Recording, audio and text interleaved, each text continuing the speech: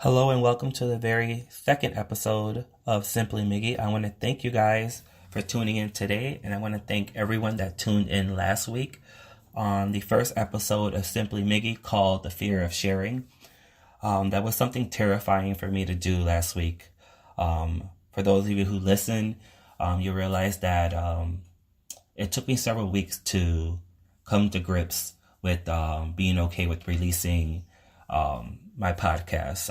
I was sharing details of my life from the past year and the fear and difficulties and the struggles that I went through. And I'm glad that I did that because I've had a few listeners reach out to me and share their story with me. And together we were able to conversate, and it made me realize that sharing my story can do good, and it's actually helping people, and it's actually helped some people so far. And I'm really glad I got over my fear of doing so. And today's episode is titled When Fear Strikes. And I want to kind of pretty much go more, want to go a little bit more deep into what fear does to a person and how it pretty much can affect your life. When fear strikes, several things happen over time. Shock, denial, anxiety, worrying, becoming numb. You stop living your life and you forget how to be you. June 7 was the day when my life had changed forever. That was the day that stood still. I woke up from my first colonoscopy ever to find out that my fear became a reality. It became my new reality. They say that dreams come true, but people forget to say that nightmares can come alive. When the doctor spoke those very words, your colonoscopy results aren't good, and we have a solution to your issue. We found out that I had hundreds and hundreds of polyps and a large mass that was taking residence in my right side of my colon. And I can remember that I instantly burst into tears. I actually cried the entire day because I knew where this was going and where it was heading, and I didn't want to accept it. Fear is a terrible thing when you give it power. I kept feeding my fear, and it kept wanting more, and it grew stronger. And before I knew it, I was standing in front of a mirror wondering who the hell I became. I didn't recognize who I was anymore, and it only gotten worse. I started to shut down and shut people out, and over a short period of time, I became opposite the vibrant person that I was known by all. The anxiety kept building and building to the point I woke up and went to bed anxious.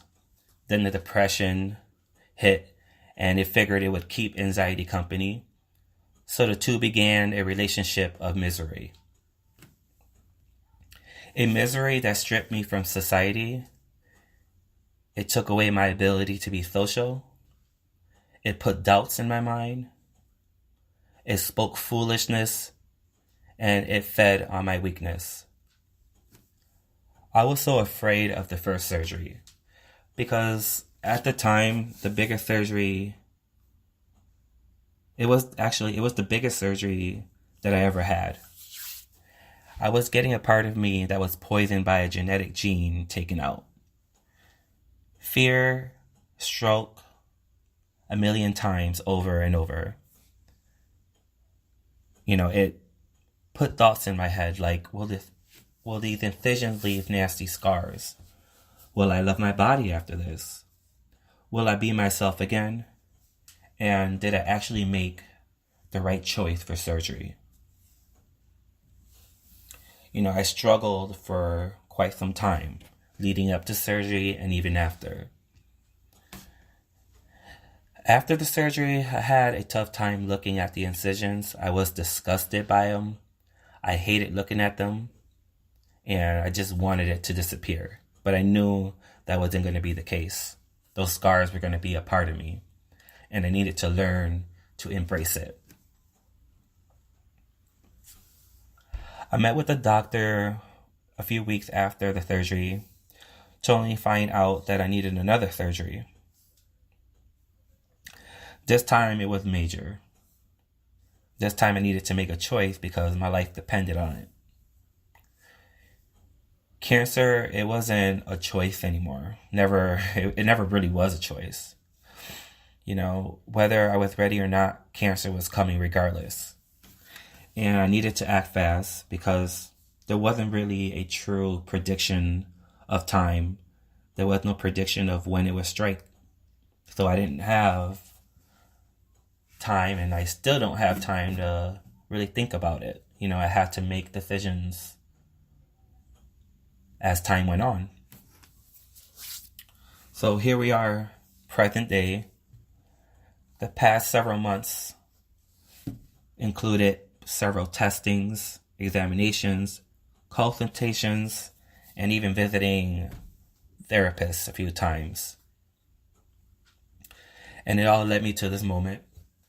At the start of my journey with Roswell Park, my surgery options were choices, but due to recent results, my choices were now narrowed down to one.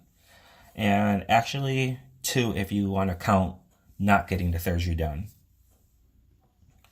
So my choices were either the J pouch or let cancer manifest. I struggled for a while thinking maybe I should just give up and let cancer have its course because it was already mentally and physically exhausting.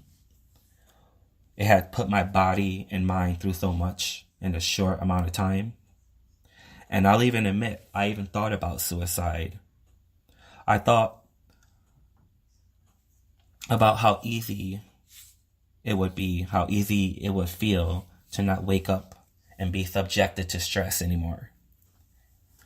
I actually did attempt to commit suicide once, and something spoke out to me in these very words: don't give up.